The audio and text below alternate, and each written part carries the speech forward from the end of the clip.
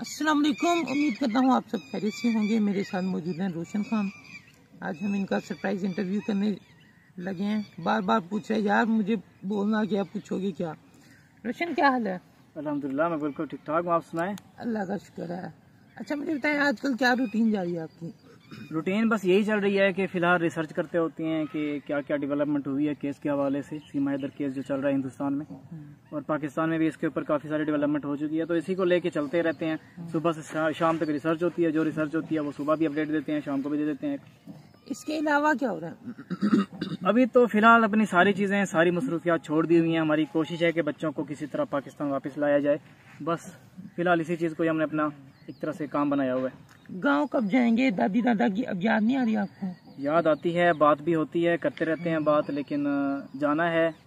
कुछ दिन में जाऊंगा, चक्कर लगा के आ जाऊंगा जब तक कि इस केस को हम सॉल्व नहीं करते। क्योंकि दादी दादा ने भी मुझे यही कहा है कि पहले इस केस को देखो, जितना इसमें तुम डेवलपमेंट लेके आ सकते हो या जो चीज़ें हो सकती हैं पहले उनको क्लियर किया जाए।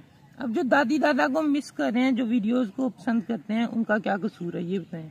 उनका कसूर तो कोई नहीं है। फ़िलहाल मैंने जो फ़नी वीडियोस बनाता होता था मैं, फ़िलहाल वो रुकी हुई है। उम्मीद है कि चंद दिनों में दोबारा शुरू कर देंगे। इस मैटर के चलते हुए भी हम दोबारा शुरू कर देंगे। बस शेड्यूल अपना एक सेट करना है कि अभी तो क्योंकि रिसर्च हमें ज़्यादा इस पर लग रही है, अभी कनेक्शन हमारे इतने बने नहीं हैं। आहिस्ता आहिस्ता जो है हिंदुस्तान में भी हमारे साथ काफ़ी बहनें हैं, काफ़ी भाई हैं जो जुड़ रहे हैं और ये हमें अपडेट देते रहते हैं कि अभी क्या क्या हुआ है। इसी तरह से पाकिस्तान में भी काफ़ी सारे वकला हजरात हैं जो हमारे साथ कनेक्ट हो चुके हैं। तो इन फ्यूचर मुझे इसके ऊपर रिसर्च या मेहनत कम करनी पड़ेगी, बल्कि हमें अपडेट जो है वो मिल जाया करेगी वैसे ही। तो मैं अपने रूटीन को सेट करते हुए वापस गांव चला जाऊंगा, अपनी वीडियोस को दोबारा शुरू करूंगा जैसा कि मैं बनाया करता था फनी वीडियोस। रूटीन कब तक सेट होगी? सबसे मेन सवाल इस वक्त ये है। ये तकरीबन 2 से ढाई हफ्ते लग सकते हैं। और इस दौरान एक और चीज़ भी है कि एक दोस्त है मेरा यूके से, उसने आना है। अगर तो वो आ जाता है तो फिलहाल तो मुझे अपनी वीडियोस को सिर्फ 1 महीने के लिए रोकना पड़ेगा, क्योंकि उसने तकरीबन 15 से 20 दिन पाकिस्तान में रहना है। अच्छा मुझे ये बताएं कि दादी दादा जो हैं अब वो कैसे हैं? आपको मिस नहीं करते? कोई कॉल वगैरह करते हैं तो क्या बात होती है अब? वो तो कहते हैं कि या तो तुम इधर आते ना, आदत बनी हुई थी रहने की, अब आ गए हो तो दोबारा वापस आओ, यानी गाँव आ जाओ। अब एक बार आने की वजह से अब हमारा दिल नहीं लगता, मिस करते रहते हैं। अच्छा वैसे मुझसे नहीं मशवरा मांगेंगे? दें जी मशवरा। मशवरा तो ये है कि या तो दादी दादा को इधर बुला लो या फिर तुम पक्के पक्के गाँव ही चले जाओ। वहाँ से भी आप टॉपिक कवर कर तो सकते हैं। कवर किया जा सकता है। एक तो इंटरनेट का बहुत ज़्यादा वहाँ पे मसला है, यही वजह है कि मुझे वापस यहाँ पे आना पड़ गया है। लेकिन फिर जब गाँव होते हैं तो वीडियोस कैसे अपलोड होती हैं? वो एक वीडियो अपलोड करनी पड़ती है, ना ही रिसर्च करनी पड़ती है, क्योंकि वो तो मेरी अपनी वीडियो होती है, बनाई एडिट की 3-4 घंटे में अपलोड होती है। यानी कि जैसे मैंने अभी इसको अपलोड पे लगाया है और अभी टाइम हो रहा है 5:44 हो रहे हैं, तो मुझे तकरीबन 7:30 से 8 बज जाएंगे। चलिए ये सब चीज़ें तो बिल्कुल ठीक हैं, लेकिन मुझे ये बताना ये जो सब्सक्राइबर हैं जो आपके नोटिफिकेशन देखते हैं, वो नोटिफिकेशन देखते हैं सीमा है, अच्छा या फिर छोड़ो, उनका क्या कसूर है? उनको भी फिलहाल कॉम्प्रोमाइज़ करना होगा मेरे साथ। थोड़ा सा कॉम्प्रोमाइज़ आपको करना पड़ेगा, क्योंकि बात है बच्चों की कोशिश है कि हम उनको वापस ले आएँ। और हिंदुस्तान के लोग भी यही चाहते हैं कि बच्चे जो हैं हैदर भाई को वापस मिलने चाहिए। अगर आप अलग चैनल बना लें और लोगों को कह दें कि भाई मेरा ये चैनल भी है, प्लीज़ इस तरह की न्यूज़ के लिए ये कर लें, जैसे आप पहले शहाब भाई को कवर कर रहे थे, अब आप सीमा हैदर को कवर करें, तो ये ज़्यादा मुनासिब नहीं हो जाएगा कि एक अलग चैनल उसका बन जाए और फ़नी का अलग ही बन जाए? क्योंकि फ़नी वाले आपके ज़्यादा सब्सक्राइबर हैं। ये प्लान किया हुआ है, लेकिन अभी तक इसके ऊपर काम शुरू नहीं किया। हालांकि जिस दिन मैं गांव से आ रहा था उस दिन भी यही सोचा था कि आज एक नया चैनल बनाते हैं। जो इस तरह की न्यूज़ होती है या फिर जिस तरह से इस टॉपिक को लेके चल रहा हूँ, इस तरह से टॉपिक तो आते रहते हैं, उनको कवर करने के लिए एक अलग से चैनल होना चाहिए और अपने काम के लिए एक मेन चैनल जो अभी मेरा है यही होना चाहिए। मुझे ये बताएं कि यूट्यूब से काफ़ी लोग जो हैं पाकिस्तान में अब जुड़ रहे हैं, तो यूट्यूब क्या वाकई अच्छा पे कर देते हैं? ये डिपेंड करता है आपके कंटेंट के ऊपर। अगर तो आपके कंटेंट में जान है फिर आपको यूट्यूब भी अच्छा पे करता है। इसके ऊपर आपका आरपीएम अच्छा आ रहा होता है, जैसे कि 1000 व्यूज़ पे आपको मिल रहे होते हैं $0.30, $0.50, इससे ऊपर भी चले जाते हैं। लेकिन अगर कंटेंट में जान नहीं है, कोई ख़ास इस तरह का नहीं है जिसको देखा जाए, तो मतलब आवाम देखते ही उसको छोड़ के जा रही है, तो उसके ऊपर आरपीएम आपका आता ही नहीं, कोई ख़ास नहीं आता। 1 लाख व्यूज़ भी आ जाए तो उस पर $2-3 बन रहे होते हैं। इसी तरह से अगर आपका कंटेंट अच्छा है, 1 लाख व्यूज़ पे आपको $60 से $70 भी मिल रहे होते हैं। अच्छा, मुझे ये बताएं कि जो इस वक्त पाकिस्तानी यूट्यूब से जुड़े हुए हैं और वो 5-10 वीडियो डाल के बस छोड़ देते हैं, वो फिर क्या करें? ये तो सबसे बड़ी बेवकूफ़ी है कि आप यूट्यूब पे भी आए हो, यूट्यूब को समझा भी है और उसके बाद ये सोच के छोड़ दिया कि व्यूज़ नहीं आ रहे। आप किसी भी यूट्यूबर को उठा के देख लें, चंद होंगे जो किसी की वजह से, जैसा कि डक्की भाई है, वो अपनी उसकी जो बीवी आई हैं यूट्यूब पे आई हैं, तो वो डक्की की वजह से मशहूर हुई हैं। इसी तरह से अगर डक्की को देखा जाए, वो किसकी वजह से मशहूर हुआ है, तो उसने मेहनत की थी, उसने एक टॉपिक पकड़ा था जिसको लोगों ने देखना भी पसंद किया। वो 2 हस्बैंड वाइफ हैं, शामिर अब्बास नहीं, शाम इदरीस, हाँ शाम इदरीस जो है, उसके ऊपर उसने वीडियोस बनाई थी, रोस्टिंग वीडियोस बनाई थी, जो कि बहुत ज़्यादा पसंद की गई थी। तो उससे पहले का वो काम कर रहा था। इसी तरह से मिस्टर जे प्लेस का आपको शायद पता ही होगा कि वो लाइव आता था, सिर्फ अपना दूसरा मोबाइल, जैसे मेरे पास इस वक्त 2 मोबाइल हैं, एक मोबाइल से वो लाइव आया हुआ है या एक डिवाइस से वो लाइव आया हुआ है, दूसरे मोबाइल से खुद को देख रहा है, लिखा हुआ आ रहा है कि एक वॉचिंग आ रही है। एक वॉचिंग कहाँ से आ रही है? अपनी दूसरी डिवाइस से आ रही है। 2 साल वो इस तरह से लेके चलता रहा था। तो काम तो करना पड़ता है, साल 2 साल 3 साल। मैंने अपना फनी कंटेंट शुरू किया, पहले 4 महीने मुझे कोई रिस्पॉन्स नहीं आया था, उसके बाद रिस्पॉन्स आया। तो ये चीज़ें तो होती हैं, आपको आगे बढ़ना पड़ता है, आहिस्ता आहिस्ता स्किल्स आपके अंदर आती हैं, आपको समझ आती है कि मार्केट किस चीज़ को देखना पसंद करती है, मार्केट में इनकी ऑडियंस किस चीज़ को देखना पसंद करती है। वक्त लगता है। मुझे ये बताएं कि दीगर कौन कौन से सोशल मीडिया प्लेटफॉर्म है, क्योंकि पाकिस्तान में बस जब बात की जाती है तो बस यूट्यूब आ गई, फेसबुक आ गई, इसके अलावा कोई नहीं है। बहुत सारे प्लेटफॉर्म हैं, आजकल लाइव वाले बड़े आए हुए हैं। अभी सुबह यहाँ पे एक लड़का आया हुआ था मेरे भाई के पास, वो कहता है कि रोशन भाई आप इतनी अच्छी वीडियोस बनाते हैं, आप सिर्फ टिकटॉक पे ही हैं, लाइव नहीं आते? ऐसी कह रहा था। हाँ, तो लाइव, मैंने कहा भाई टिकटॉक पे बस लाइव आने का सोच रहा हूँ लेकिन टाइम नहीं बन पा रहा। तो उसने एक प्लेटफॉर्म का नाम बताया, जो कि एक तो नहीं बताया, काफी सारे बताए जहाँ पे वो लाइव आता है। उसने बताया कि भाई तकरीबन 300 से 400 डॉलर कमा रहा हूँ। छोटा सा बच्चा 400 डॉलर तक कमा रहा है। ये लाइव प्लेटफॉर्म इस तरह के काफी सारे हैं जहाँ पे आना पड़ता है। फिर वो मम्मी अब्बू की बात मानते हैं 400 डॉलर कमाने के बाद? ये तो अब उसको पता होगा, क्योंकि मेरी उसके साथ फर्स्ट टाइम मुलाकात थी और वो भी मुझसे मिलने के लिए आया हुआ था कि जी आप फनी वीडियोस बनाते हैं, मैंने आपसे मिलना है। तो इस तरह से चल रहा है सारा कुछ, कि आपको ढूंढना पड़ता है, प्लेटफॉर्म ढूंढना पड़ता है कि कहाँ से आपकी अर्निंग की जा सकती है, आप कर सकते हैं। अच्छा रोशन, एक बात मैं भी ऐड करना चाहूँगा। सॉरी, हमारे जो पाकिस्तानी पेरेंट्स हैं वो भी अक्सर नहीं चाह रहे होते कि हमारा बच्चा जो है कोई अभी से ही कमाए। वो जान के उसे पहले स्टडी के पीछे लगाए रखते हैं और उसके पास अगर टाइम होता भी है तो उसे यूटिलाइज नहीं करवाते। और कहीं ना कहीं ये सोच भी पाई जाती है कि बच्चा अगर पैरों पे हो गया तो निकल जाएगा हाथ से। तो इस बारे में क्या कहेंगे? सबसे पहले तो मेरा आपसे ही सवाल है कि आपने एजुकेशन मुझसे ज्यादा हासिल की हुई है, आप महीने के क्या 50,000 से ऊपर कमा पा रहे हैं? बिल्कुल। 60,000 से ऊपर नहीं? चले ठीक है, 50,000 तक कमा रहे हैं। हाँ 55। चले ठीक है, 55। ठीक है, लाख तक तो आप नहीं जा पा रहे ना। हाँ, नहीं लेकिन जो लोग अभी से यूट्यूब पे लगे हैं वो लाख से ऊपर ही कमा रहे हैं। जैसे लड़के ने मुझे 300 डॉलर बताए हैं कि कम से कम वो एक प्लेटफॉर्म से 300 डॉलर उठा रहे हैं। 3-4 और भी बताए, लेकिन एक प्लेटफॉर्म का उसने कहा कि मेरी इस पे जो है बहुत ज्यादा पैसे बन रहे हैं, 300 डॉलर तक महीना का आराम से आ रहा है। मुझे लगा कि बस जैसे होते हैं ना, बच्चे आके बता देते हैं कि भाई ये कर दिया मैंने, वो कर दिया, तो मुझे ये चीज लगी। लेकिन जब उसने दिखाए, स्क्रीनशॉट दिखाए, बैंक में पैसे आए हुए हैं और डॉलर्स में ही आए हुए हैं, फिर मुझे हैरत हुई और मैंने उस ऐप को अपने फोन पे भी इंस्टॉल किया। अभी क्योंकि हम प्रमोशन तो किसी चीज की कर नहीं रहे, इसलिए आप खुद ही रिसर्च कर लीजिएगा कि टिकटॉक के अलावा कौन कौन से प्लेटफॉर्म है जो लाइव पे आपको पैसा दे सकते हैं। तो जी, अभी मैं इस चीज को कंटिन्यू रखूंगा कि हमारे पेरेंट्स की इसमें बहुत बड़ी गलती है। जैसा कि पिछले दिनों एक टिकटॉकर से ही मेरा कॉन्टेक्ट हुआ जो कि एक्टिंग बहुत अच्छी करता है, लेकिन मैंने उनको मशवरा दिया कि आपकी एक्टिंग बहुत अच्छी है, आप कोशिश करें कि लिपसिंग के अलावा अपना कंटेंट भी लाएं, क्योंकि कभी कभार वो महीने में 1 से 2 वीडियोस अपनी भी डालते हैं जिसपे अच्छे उनके व्यूज आते हैं। अब वो शिफ्ट नहीं हो रहे, कहाँ पे शिफ्ट नहीं हो रहे जी, यूट्यूब पे नहीं शिफ्ट हो रहे, फेसबुक पे शिफ्ट नहीं हो रहे, अपने आप को लेके नहीं आ रहे। और जब मैंने इसकी वजह पूछी तो कहते हैं कि बच्चा अभी पढ़ रहा है, भाई टिकटॉक पे भी तो आया हुआ है। मतलब जो हमारे पेरेंट्स हैं वो समझना ही नहीं चाह रहे कि ये जो प्लेटफॉर्म है कितना पैसा दे सकते हैं। दौर चेंज हो चुका है, लेकिन हमारे जो पुराने पेरेंट्स हैं, क्योंकि मैं उनको पुराना ही कहूँगा, उन्होंने अपनी सोच को अभी तक वहीं पे रखा हुआ है। अब जैसा मेरे पास काफ़ी सारे लोग इस तरह के आते हैं, मैं हॉस्पिटल में मैनेजर रह चुका हूँ, पढ़े लिखे लोग आते थे, वो कहते थे कि यार हमें छोटी सी जॉब दे दो, 15-20 हज़ार वाली दे दो। जैसे होता है कि रात को चपरासी की नौकरी चाहिए जो वहाँ पे दरवाजे पे बैठा रहता है, तो ये अगर मिल जाए। तो लोग भटक रहे हैं, अगर आपके पास स्किल्स हैं तो आप भटकेंगे नहीं, आपने देखा होगा काफी सारे इस तरह के लोग हैं आजकल, जैसे जेडीसी की मैं तारीफ करना चाहूंगा यहाँ पे, उन्होंने आईटी सेंटर खोला हुआ है, वहाँ पे काफी सारे लड़के हैं जिन्होंने तालीम हासिल की, स्किल्स हासिल की, तालीम तो नहीं कहूंगा मैं इस चीज को, क्योंकि हमारे यहाँ तालीम को, ये जो किताबों वाली पढ़ाई होती है इसको तालीम समझा जाता है, और स्किल्स को जो है वो कहते हैं कि यार ये क्या हमारा बच्चा अभी से काम करेगा या हमारा बच्चा जो अभी से मेहनत मजदूरी करेगा। तो ये जो बच्चे अभी से मेहनत मजदूरी करेंगे या इन चीज़ों को जानेंगे, वो ही आगे जाके बॉस बनेंगे उन लोगों के जो लोग बहुत अच्छा पढ़ रहे हैं, फर्स्ट पोजीशन ले रहे हैं। रोशन, मुझे ये बताएं कि एक पेरेंट है वो 12 to 15,000 अपने बच्चे की फीस दे रहा है। मैं उन स्कूलों की बात कर रहा हूँ जो अच्छे स्कूल में हैं, और ज़ाहिर है हर कोई सोशल मीडिया पे नहीं आ सकता, वही बच्चे आ सकते हैं जो फैमिली वाइज स्ट्रॉन्ग है। नॉर्मली जो है वो नहीं आ पाते क्योंकि उनके पास कभी मोबाइल का इशू, कभी बाकी चीज़ें।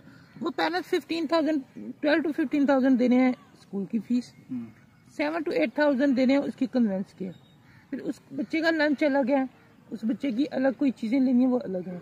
तो वही पेरेंट जब 10,000 किसी ऐसे बंदे को देने पड़ेगी जो उसके सोशल मीडिया अकाउंट मैनेज करता है, तो इसमें क्या हर्ज है? यही माइंडसेट हमारे जितने भी पाकिस्तानी पेरेंट्स होते हैं, चाहे पाकिस्तानी हैं चाहे इंडियन पेरेंट्स हैं, ज्यादातर वैसे इंडियन पेरेंट्स अब चेंज हो रहे हैं, आहिस्ता आहिस्ता काफी हद तक चेंज हो चुके हैं, लेकिन पाकिस्तानी पेरेंट्स अभी भी पीछे फिर रहे हैं। वो कहते हैं कि भाई हम किसी को क्यों किसी चीज के पैसे दें, ये तो हम भी कर लेंगे।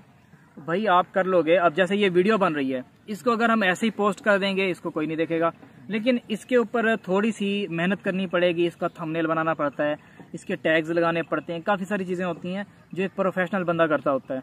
अगर एक बंदा अच्छी वीडियो बना के उसको वैसे ही डाल देगा, अब जैसे फॉर एग्जाम्पल मेरे पास कोई अच्छा लेज का पैकेट है, उसको मैं बेचना चाहता हूँ, उसकी प्राइस 200 है, और मैं जाके वैसे किसी गांव में जाके एक नॉर्मल सा लेस का पैकेट उठा लूं जिसकी प्राइस 20 रुपए, मैक्सिमम 50 रुपए लगा लो जी, 50 रुपए का, और वो 200 वाला, तो जो बच्चे हैं वो 200 वाले को छोड़ के 50 रुपए वाला खरीदना चाहेंगे। तो हमारी जो चीज़ है वो मेन जगह जहाँ पे जानी चाहिए वहाँ नहीं पहुँच पाती अगर हम मेहनत भी करते हैं। तो ये हमारे पेरेंट्स जितने भी होते हैं उनकी गलती है कि वो इस प्लेटफॉर्म की तरफ, फॉर एग्जाम्पल वो आ भी चुके हैं, यूट्यूब पे आ चुके हैं या किसी भी प्लेटफॉर्म पे आ चुके हैं, तो वो उस बंदे को हायर नहीं करते या फिर अपनी रिसर्च को उस काबिल नहीं बनाते कि वो इतना आगे जा पाए। अब पेरेंट्स को क्या करना चाहिए? क्योंकि मैंने अक्सर ये भी देखा कि पेरेंट्स जो है अगर बच्चे में सेल्फ इंटरेस्ट भी है तो भी उसका सेल्फ इंटरेस्ट को दफना दिया जाता है बिना गुस्सल दिए हुए। तो ये क्या वजह है? वही है ना इसमें कि हमारे यहाँ इस नॉलेज की काफ़ी ज़्यादा कमी है। एक तो हमारे जो न्यूज़ चैनल्स हैं या टीवी चैनल्स हैं, हमारे पेरेंट्स खास तौर पे जो होते हैं वो इन्हीं चीज़ों को देखते होते हैं। तो यहाँ पे इस चीज़ की मुहिम चलाई जाए कि भाई दौर चेंज हो चुका है, अब वही चीज़ें नहीं रही। अगर बच्चा वेबसाइट बनाना भी सीख चुका है ना, आजकल ये इंटेल इस तरह की वेबसाइट्स आ चुकी हैं कि आप जस्ट इंस्ट्रक्शंस दोगे। जैसे एक एग्जांपल ले लेते हैं जो कि काफ़ी मशहूर हुई पड़ी है, चैट जीपीटी। इसको कुछ भी आप कहोगे तो उसके बारे में आपको कंप्लीट डिटेल दे देगी, जो जो चीज़ें की जा सकती हैं। इसी तरह से कुछ इंस्ट्रक्शंस देने वाली इस तरह की भी वेबसाइट्स हैं कि आप कोई इंस्ट्रक्शन दोगे वो आपको उस तरह की तस्वीर बना देगी, उस तरह की वीडियो बना देगी। या फिर आप किसी वेबसाइट को टॉपिक दोगे तो वो आपको एक बहुत अच्छी सी वीडियो बना के दे देगी। यानी आपने टॉपिक दिया, वीडियो बना के दे दी, आप यूट्यूब पे लगा लो। तो यहाँ पे हमें रिसर्च करना बनता है कि ये चीज़ें वर्क कैसे करती हैं। फॉर एग्जाम्पल कुछ पेरेंट्स हैं जो उनको ये लगता है कि अगर हम बच्चे को वेबसाइट बनाना सिखवा देंगे तो हमारा बच्चा आगे निकल जाएगा। अब वेबसाइट से भी आगे की चीज़ें आ चुकी हैं। जो AI है वो इतना ज़्यादा स्ट्रॉन्ग हो चुकी है कि हमें आजकल उसके ऊपर वर्क करना चाहिए।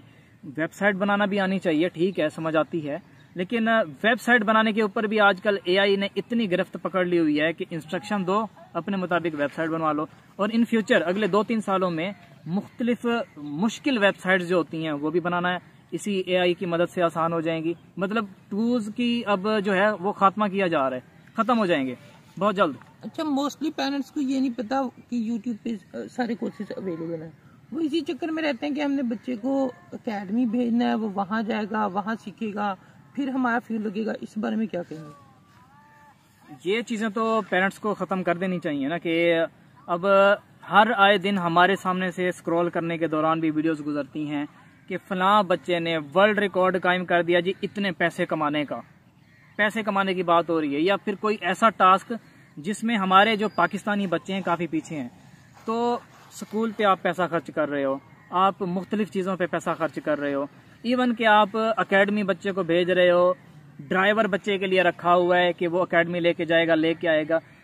क्या ही अच्छा हो कि आप एक टीचर इस तरह का भी रख लें जो बच्चे को जो आगे आने वाली चीज़ें हैं उनके बारे में समझाए, उनके बारे में पढ़ाए। सिर्फ 1 घंटा मैक्सिमम, डेली के 24 घंटों में से सिर्फ 1 घंटा बच्चा सीख लिया करे।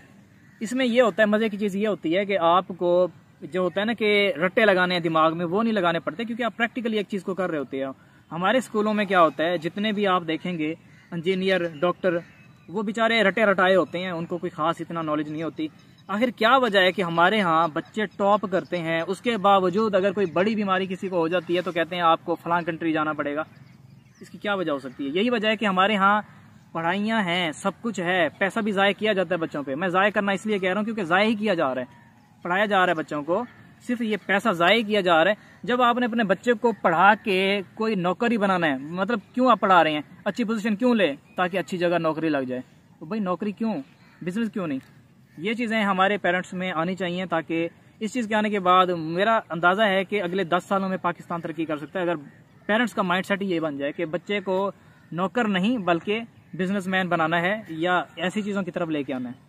पेरेंटिंग के वाले से एक और मेरा क्वेश्चन है कि पेरेंट्स ने यूट्यूब पे ऐसे चैनल्स भी तो ढूंढ के दे सकते हैं कि मतलब कि जहाँ से वो ऑनलाइन कोर्स वगैरह को कर सकते हैं। और मुझे ये बताइएगा कि जैसे शुरू में था कि टिकटॉक को सिर्फ एक ही नज़र से देखा जाता था, लेकिन अब आप देख लें कि जो बाइक का मैकेनिक है उसने भी अपना चैनल बनाया हुआ है, अगर कोई प्लम्बर है तो उसने भी अपना चैनल बनाया हुआ है, वो इन चीज़ों को सिखा रहे हैं। तो इस तरह यूट्यूब पे जो चैनल्स है पेरेंट्स उस तरफ क्यों नहीं रजू करवा रहे बच्चे को? शुरुआत करते हैं, थोड़ा सा पीछे जाना पड़ेगा हमें वक्त में, कि जब एक टेक्नोलॉजी आई थी स्पीकर वाली। आपने देखा होगा कि जब मस्जिदों पे कुछ लोगों ने स्पीकर लगाए कि अजान इनमें दी जाए, तो यहाँ पे भी कुछ लोगों ने, कुछ मौलवियों ने, हमारे जैसे लोगों ने वहाँ पे फतवे दिए या फिर ये बात की कि नहीं भाई ये अंग्रेज़ों की ईजाद है, इसको नहीं लगाना चाहिए। इसी तरह से जब टिकटॉक आई थी तब भी यही चीज़ हुई कि इस पे खुसरे हैं, इस पे औरतें हैं, इस पे बरहाना लिबास पहनने वाले लोग हैं, यहाँ पे नहीं आना चाहिए। 2018 में मैंने भी टिकटॉक को, उस वक्त इसका नाम म्यूजिकली होता था, यही सोच के छोड़ दिया था कि किसी बंदे ने मुझे कहा था, उनका मैं अभी नाम नहीं लेना चाहता, कि ये किस प्लेटफॉर्म पे आ गए हो, यहाँ पे तो खुसरे होते हैं, क्या तुम खुसरे हो? तो ये सोच के मैंने भी छोड़ दिया। 40,000 मेरे उस वक्त फॉलोअर्स हो चुके थे जो कि बाहर के थे, पाकिस्तान में तो उस वक्त सही तरह से इंट्रोड्यूस नहीं हुई थी। 2018 के दरमियान में जाके थोड़ी थोड़ी टिकटॉक म्यूजिकली पाकिस्तान में आना शुरू हो चुकी थी। फिर जब इसको ख़रीदा गया चाइना की तरफ से, एक और कंपनी ने ख़रीदा था, तब इसका नाम टिकटॉक हुआ और बहुत ही ज़्यादा मशहूर हो गई क्योंकि इसमें कुछ चेंजिंग की गई थी। जैसा कि हमारे आगे स्क्रॉल करने के दौरान अगर कोई गलत वीडियो आ जाती थी जिसमें कि किसी ने अच्छे कपड़े नहीं पहने हुए, सही वाले कपड़े, जो कि हमारे पाकिस्तान की कम्युनिटी गाइडलाइन के खिलाफ वर्जी होती थी, तो वो तमाम चीज़ें हट गई। अब जो चीज़ हम सर्च करेंगे, देखेंगे, वही चीज़ आगे आएगी। इवन के हम अगर यूट्यूब पे जाके कुछ सर्च करते हैं किसी चीज़ के बारे में, तो उससे मिलती जुलती चीज़ें हमारे टिकटॉक के ऊपर भी आना शुरू हो जाती हैं क्योंकि हमने अपने फ़ोन को इजाज़त दी हुई होती है कि जो चीज़ें हम देखना चाह रहे हैं या जो चीज़ें हम देख रहे हैं या जिन पे हमारी रिसर्च चल रही है, उन्हीं के बारे में चीज़ें सामने आएँ। अच्छा, मुझे ये बताइएगा कि अब हो क्या सकता है, मतलब कि जो माशरे में पेरेंट्स हैं, टीचर हैं, वो सबसे बड़े इन्फ्लुएंसर हैं बच्चे के लिए, तो उन्हें अब क्या करना चाहिए? ये बस मेरा लास्ट क्वेश्चन है, इसके बाद हम अपनी वीडियो को वाइंड अप करते हैं। हाँ, इसमें जो चीज़ मेन है, एक तो बच्चों के पेरेंट्स को ये लगता है कि हमारा बच्चा मोबाइल यूज़ करेगा तो ख़राब हो जाएगा, लेकिन खराब तो वो वैसे पहले ही है। हाँ, जो इस वक्त 4-5 का बच्चे वो तो पहले ही मतलब समझदार है।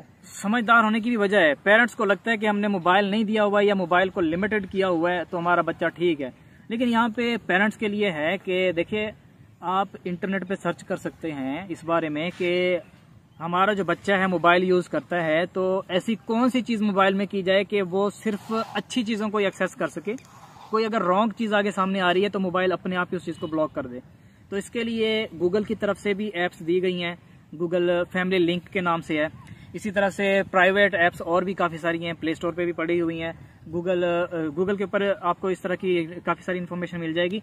चाहे आप बच्चे को एप्पल का फ़ोन लेके देते हैं, जिसको आईफोन कहते हैं हमारी ज़बान में, तो उसके लिए आपको इसका जो ऐप स्टोर होता है उसके अंदर इस तरह की ऐप्स मिल जाएंगी जिनको आप इंस्टॉल करके बच्चे को कंट्रोल कर सकते हैं। बच्चा कुछ गलत सर्च करने की कोशिश कर रहा है, आपको नोटिफिकेशन आ जाएगा कि भाई जाओ अपने बच्चे को जाके देखो ये क्या कर रहा है। या फिर आप सिरे से ही उस चीज़ को ब्लॉक कर सकते हैं। और जो एजुकेशनल चीज़ें होती हैं सिर्फ आपका बच्चा यूट्यूब पे भी उन्हीं को सर्च कर पाएगा। तो सब कुछ आसान हो चुका है। वो पुराना दौर होता था जब हमें लगता था कि यार सब कुछ तहस महस हो सकता है, बच्चे को ये चीज़ ना दी जाए। और बच्चे को अगर आप ठीक से टाइम दें ना तो बच्चा आपका दोस्त बन जाता है। ये पेरेंट्स को करना चाहिए। हमारे यहाँ क्या होता है, बच्चे ने कुछ गलती की नहीं, एक थप्पड़ मारा, चलो जी हो गया काम खत्म। तो ऐसे तो नहीं होता। आप बच्चे को समझाओ, उसको इतना अपने साथ फ्रैंक करें, दोस्ती करें कि बच्चा आपको अपना दोस्त समझे, फिर आपकी बात हर हाल में मानेगा। तो काफ़ी सारी चीज़ें हैं जिनको इस्तेमाल में ला के बच्चे को मोबाइल के हिसाब से भी, जैसे ये 2 मोबाइल हैं तो मैं एक मोबाइल को दूसरे मोबाइल से कनेक्ट करके इस मोबाइल को कंट्रोल कर सकता हूँ। अब ये कोई बच्चा इस्तेमाल कर रहा है, मुझे इस मोबाइल पे पता चल जाएगा, फौरी तौर पे पता चल जाएगा कि भाई जा इसको चेक कर, ये चीज़ सर्च की जा रही है। और मोबाइल ये भी बता देगा, वो ऐप बता देगी कि मैंने इस चीज़ को ब्लॉक कर दिया है। बच्चा आपका सर्च कर रहा था लेकिन मैंने इसको ब्लॉक कर दिया है। सिर्फ एजुकेशनल चीज़ें उसके सामने शो होंगी। इसी तरह से यूके के अंदर ये चीज़ें काफ़ी अरसे से चल रही हैं। बच्चा अगर कुछ यूट्यूब पे खोलने की कोशिश करेगा अपने टॉपिक से हट के, वो चीज़ खुलेगी नहीं। इस तरह की ऐप्स वहाँ पे बना दी गई हैं, गवर्नमेंट की तरफ से बना दी गई हुई हैं। हमारी गवर्नमेंट को भी चाहिए इस तरह की चीज़ें करे। ये पेरेंट्स पे डिपेंड करता है, स्कूल वालों को इतना ज़्यादा फोर्स करें कि स्कूल वाले इस तरह की ऐप्स बनवाएं। मेरा एक दोस्त है, उसका भाई पढ़ता है स्कूल में, यूके के एक स्कूल में। स्कूल की अपनी एक ऐप है, सिर्फ उस पूरे मोबाइल में वो ऐप चलेगी। ऐप के सॉफ्टवेयर के अंदर ही जाके आप जो चीज़ें सर्च करना चाहते हैं वो कर सकते हैं। आपकी पूरी हिस्ट्री उसमें रिकॉर्ड होती जाएगी। तमाम तर चीज़ें जितनी भी मोबाइल में चलेंगी वो उस ऐप के ज़रिए चलेंगी, उसके अलावा नहीं चलेंगी, जो स्कूल वालों ने दी हुई है। तो ये तमाम चीज़ें हमारे स्कूल वाले भी कर सकते हैं। अगर ये चीज़ें इतनी महंगी होती तो क्या वो स्कूल वाले अफोर्ड करते? नहीं करना था। तो ये तमाम चीज़ें हैं जिनको आहिस्ता आहिस्ता अगर लाया जाए पाकिस्तान में। ये पेरेंट्स अगर स्कूल वालों को फोर्स करें और स्कूल वालों को ये भी फोर्स करें कि आप रटे रटाए के ऊपर, या हमारे बच्चों को जो होती है ना कि ये ऐसे गरारी दे दो और ये चलना शुरू हो जाएंगे, इस चीज़ से हट के आगे भी देखना शुरू हो जाए कि भाई चलना कैसे है। ये उन्हीं के बस वो गरारी यूं भरी जो होती थी पहले, गाड़ियां मिलती थी, हाँ चाबी यूं दी, चलो भाई चलती हुई जा रही है, ना आओ देखा ना ताओ देखा, बस जाई जा रही है आगे, चाहे कुआं आ जाए। तो ये चीज़ें तो हमारे स्कूल वालों को, पेरेंट्स को मिलके, या पेरेंट्स को फोर्स करना होगा स्कूल वालों को कि भाई रटे रटाए को छोड़ो, चाबी वाले हमें बच्चे नहीं चाहिए, हमें असल वाले बच्चे चाहिए, मशीनें नहीं चाहिए हमें। उम्मीद करता हूँ कि ये वीडियो आपको पसंद आई होगी। पसंद आई है तो भी कमेंट करें, अगर आप इख्तलाफ करते हैं तो भी ज़रूर कमेंट करें। हम आपके इख्तलाफ की कदर करेंगे, ऐसे ही रोशन? जी हाँ बिल्कुल। और इख्तलाफ बनता है अगर आपका तो आप लाजमी कमेंट सेक्शन में लिखें, और वजह भी लिखें साथ में कि भाई आपने ये गलत बात कर दी है, ताकि हमें भी पता चले कि हमारे अंदर अभी तक ये चीज़ें जो हैं डेवलप नहीं हुई, ताकि हम उस चीज़ पे भी वर्क करें। और मज़ीद हम इंशाल्लाह आपके लिए इस तरह के सेशंस लाते रहेंगे। दुआ में याद रखिएगा। अल्लाह हाफिज़।